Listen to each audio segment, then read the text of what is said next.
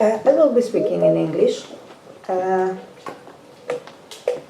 morning. And I will be speaking about les lieux de mémoire in Central Asia and how they represent the Soviet presence. I will have to, no, maybe I will not have to, but I would like to introduce a couple of definitions what Central Asia is, because maybe there's someone who doesn't know. Lieu de mémoire, briefly, and master narrative. So these are my definitions, and I will also say how I understand the word colonization, or how I will understand it in my presentation. I don't want to enter into larger discussions what colonization or occupation is, because it goes far behind my presentation. Central Asia is a vast territory from the Caspian Sea on the west, European part of Russia to Mongolia, and to western part of China, Xinjiang. And it is composed, as it is understood now, of 5 countries, 5 stans, which is Kazakhstan, Uzbekistan, Turkmenistan, Tajikistan, and Kyrgyzstan. And these countries are very different when it comes to ethnic origins, to language, to traditions, nomads versus settlers. However, there are some parts of the history that unify them, and this part is a Soviet presence and before Russian presence. The Soviet presence started in that part of the world in 1924, and the countries became independent in 1981 after the dissolution of the Soviet Union. It is a couple of years ago, but still the deconstruction of the Soviet past is a key element in the discussion of who are we, why are we better than the others, what makes us Uzbek better than Kyrgyz. And Soviet past is a key element in this discussion. In the picture that you have here, it's the picture that I took in Almaty. In the southern part, I will have a sip of water. This is the Panfilov Park, and one of many numerous monuments, typical monuments, reminding the Soviet past. These are soldiers, eternal flame. It's typical in almost all the countries apart from Turkmenistan, who forgot about the Soviet past. The Soviet past never existed in that country. And there is also Mother Patria. It's not here, it's on the left in this part. Speaking about what is colonization, occupation, I just simply took a simple definition of Gayatri Spivak. This definition focuses a bit too much on the economy of the country, but still I've decided to take us maybe a bit simplistic, but a very convenient way of understanding. When an alien nation state... C'è un'interferenza? No, c'è qualcuno. No, io non posso mettere sbagliato, Anzi, sorry, just one second. No, that's okay. Maybe someone wants to correct my definition. Togliere, come si fa a uscire qui? Esc. Sulla tastiera. Ce l'hai? No, this is mine. Ok, facciamo così, dobbiamo togliere l'audio per le persone da casa, qui, e dovrebbe essere, io anche riconosciuto, ok, è stato tolto l'audio. Come si fa a togliere da tutti in automatico da casa? Francesco, ti ricordi? Carlo, microfono. Sarà in impostazione. No, va bene.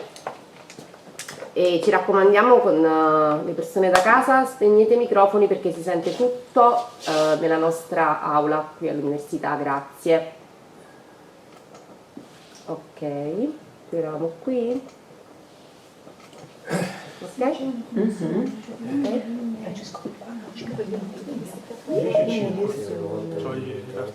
Perfetto. Ma con calma. Okay. 11 e 12. We are still at this because I would like to mention something that is, well, for me, I think it is important in this discussion. When an alien nation state establishes itself as ruler, impressing its own laws and systems of education, and rearranging the models of production for its own economic benefits, colonizer and colonized can be used.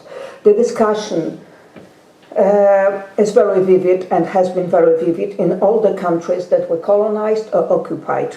I'm not speaking about Baltic states. I just wanted to mention very briefly that there was a discussion. It is important that these countries, the Baltic states, were not colonized, and it's an official narrative, but that they were occupied, because when a state colonizes a country, it means that its level of civilization is higher, and the level of literacy and of education in the Baltic states before the Soviet occupation was much higher than the Russian. So this discussion, colonized, economic, political, it's one of the key elements of narratives in these countries. Let's go back to different definition of what I will be using very briefly. I will just read the definition of master narrative. We know, but I would like to say that master narrative, as a narrative or ground narrative, is a dominant story of explanation that a culture or society uses to make sense of historical events, cultural practices, and social structures. It is a key element in the museums and in lieux de mémoire. All the ideas such as occupation, colonization, any kind of ideas, as we can see in the opera or wherever, they are in this linear form. And I adopted this way of thinking, that we have our collective consciousness and identity built in this narrative form, and this I will present. I will try to present in lieux de mémoire. And what are lieux de mémoire? Very brief definition. Pierre Nora, he made up this, he coined the notion. It's a physical place. It doesn't have to be physical, actually. It's a place or object which acts as container of memory. It's not just an object. It's an object that conveys an idea. And analyzing lieux de mémoire, museums and monuments in Central Asia, I asked myself the following questions. What these museums and monuments commemorate of the Soviet occupation? How does this presentation of Soviet rule align with my own knowledge, based on general historical knowledge and on my own sensibilities and ideas about the period? What strategies and techniques of creating a specific narratives are used in each case, and what are the overarching aims of each museum, of each lieu de mémoire in the national context? I analyzed the following elements. This is just for future. If someone would like to use this pattern, it can be helpful. Captions, in what language are they? Are they, for example, in Kyrgyzstan? Are they in Kyrgyz, in Russian, or in English? Or maybe there is no Russian. If there is no Russian, in some museums, in the museum of Soviet occupation, captions are not in Russian, in a country where 42% speak Russian, which means that it is done on purpose, which means that it's, in this particular museum, it's a language of colonizers. So let's just avoid this language. Selection, of course, of exhibits and displays, publications and guides, they play a very significant role. And these are the examples that I've taken from the, I refer to not only these museums, but some museums that I analyzed. And here, as you can see, I will refer very briefly to the Museum of Soviet Occupation in Tbilisi, which is in Caucasus, and the National Museum of Abkhazia. I mentioned just a bit to give a larger context. Atabeyt Memorial in Kyrgyzstan, Victory Square Memorial of Heroes in Namangan in Uzbekistan, Alley of Heroes, there are many alley of memorials of heroes. Bishkek, the capital of Kyrgyzstan, Panfilov Quartzman Park in Almaty, and central museums. Also, I will refer to some other museums. I don't have any pictures from these museums, but I will refer to them. What narratives do we have? We have basically three main narratives that coexist very often within one country and even within one museum. The first narrative is that the Soviets are a significant, glorified part of our past. They are not colonizers. They brought us electricity, they brought us places of work, and they civilized us. We went from simple nomads to settlers. They built us houses and provide us with jobs. A significant element in this narrative is World War II, which is called the Great Patriotic War in the countries of Central Asia. And as we can see here, this is a monument of the victory in Bishkek, in the capital of Kyrgyzstan, Museum of Victory of the World War II. And at the end of this museum, we can see Tunduk. Tunduk, it's a symbolic it's a symbolic element. This is the Tunduk in Kyrgyz, Shanirak in Kazakh language. This is the highest part of yurta that connects all the elements, and it also appears on the flag of Kyrgyzstan. It's national symbol of Kazakhstan. It means family, it means union, it means peace. It's not just an element, it's a very symbolic element, and when it is put on I can't control my time, not much. Let's move. So if it's put on the monument of the victory, it means that we Kyrgyz, we are united with the Soviet Union, we are part of the Soviet Union. Very interesting, if you happen to go to Bishkek and visit the museum, and if you happen to visit the museum of National Museum, you will not, unfortunately, you will not see these murals anymore. The murals there was a renovation of the museum in 2019, and all the murals, they just disappeared. They were part of the narrative. The museum, as we can see, this is one of the murals. There are different huge. This is Reagan, actually, and he is sitting on a missile, and Soviet Union protects us from the American imperialists. No more war. In Russian, no more war, also it says. And on other murals, there is Yuri Gagarin, the first cosmonaut, who is dancing with a woman in Kyrgyz traditional garb, and numerous elements that show that there are soldiers, Soviet soldiers in Soviet uniforms dancing with Kyrgyz women, which means that Soviet Union is a significant part of our past, the best part of our past.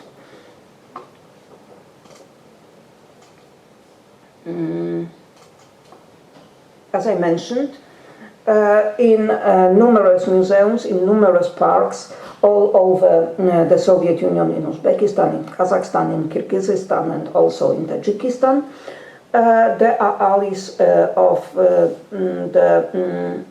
heroes of the World War II.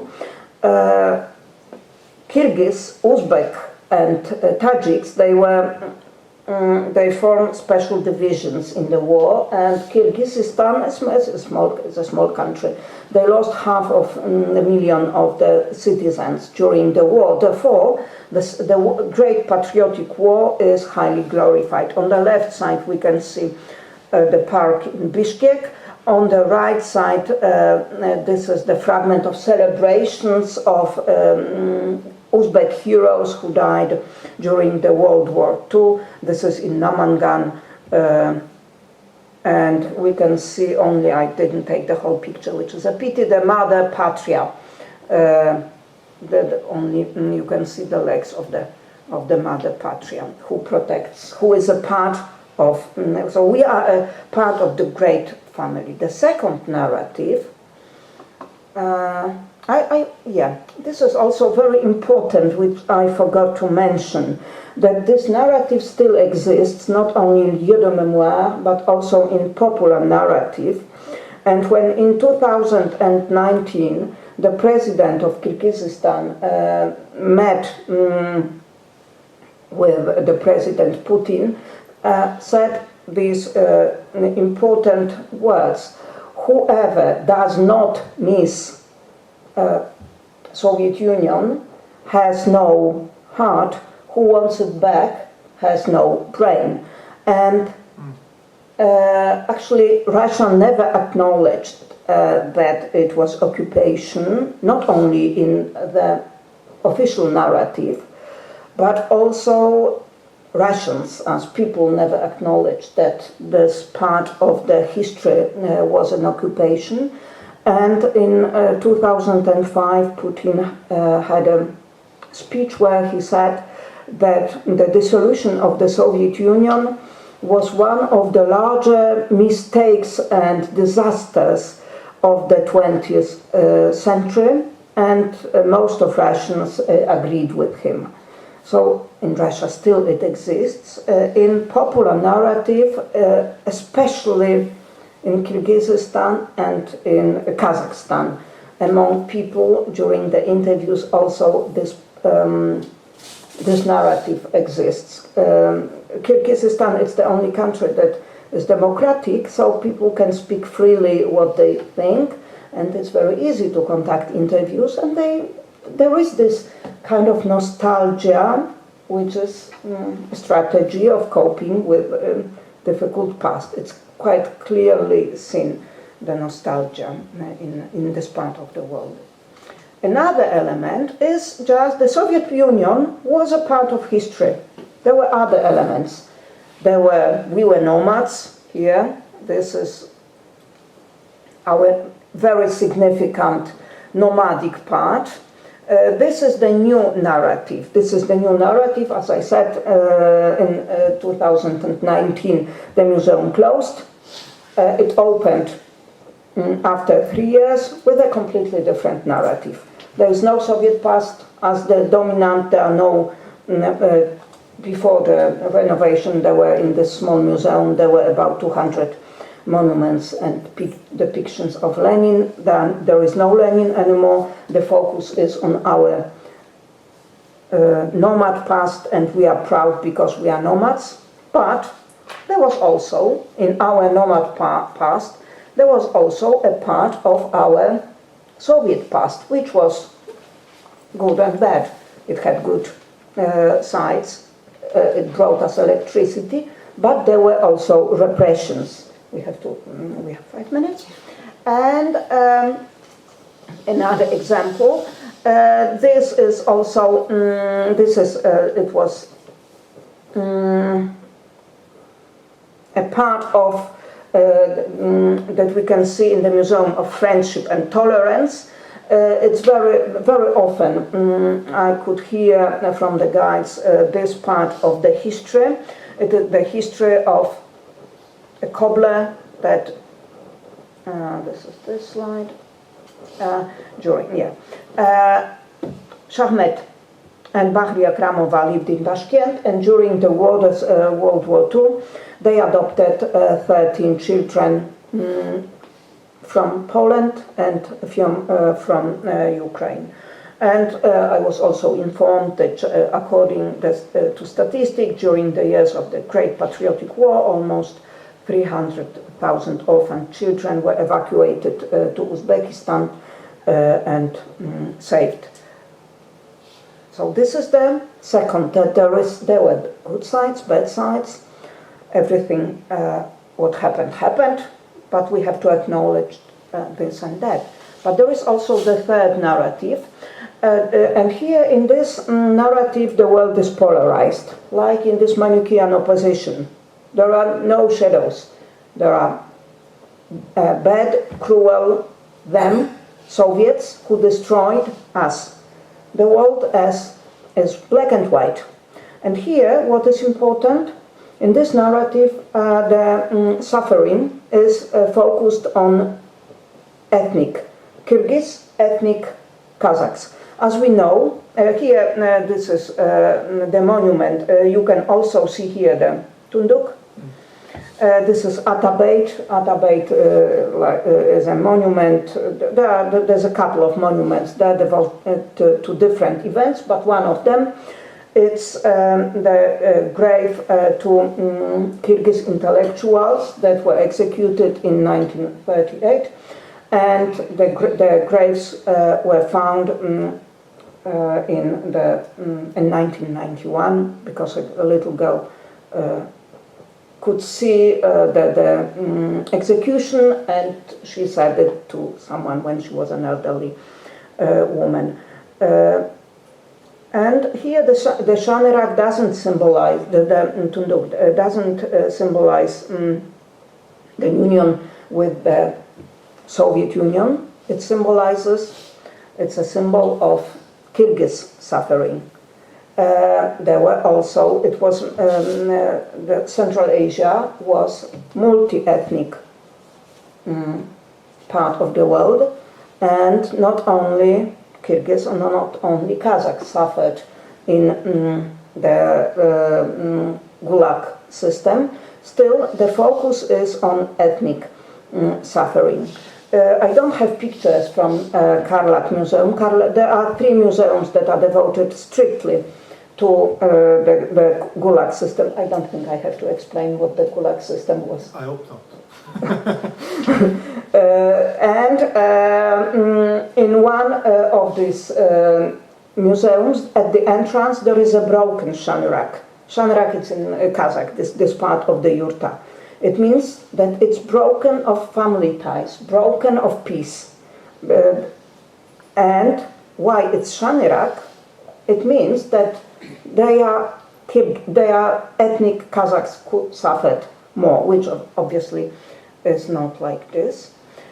One of the elements that now, I don't have time. How much time? Just 2 minutes, yeah. We are here.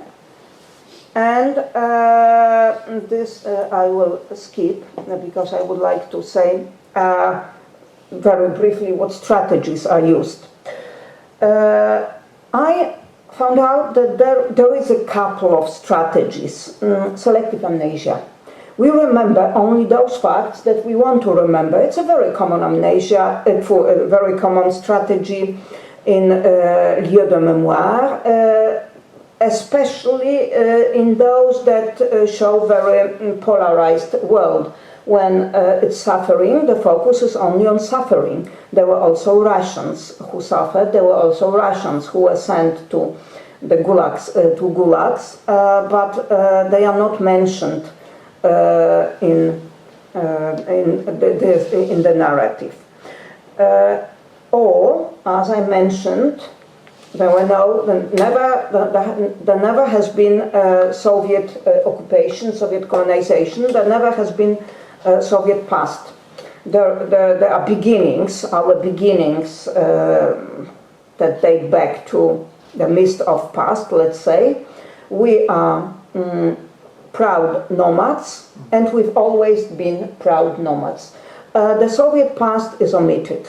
It does not exist in lieux de memoire, and it's quite clearly visible in Turkmen museums, but also to a large degree in Tajik. Another one is bringing back people to life. It's also very common amnesia, not focus on numbers, it's the focus on individuals. We can do it, they can do it, they do it in different ways. For example, presenting individual pictures with descriptions who these people are, how they suffered, or who they had been before they were sent to gulags.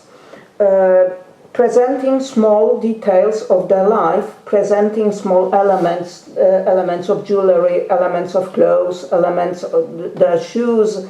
In the museum, one of the museums in Kyrgyzstan, in Atabeyt, where there are pictures of these intellectuals who were executed. There are small elements of the everyday life, and of course this museum cannot be analyzed on the aesthetic level, because it's not about the aesthetic, it's about emotions.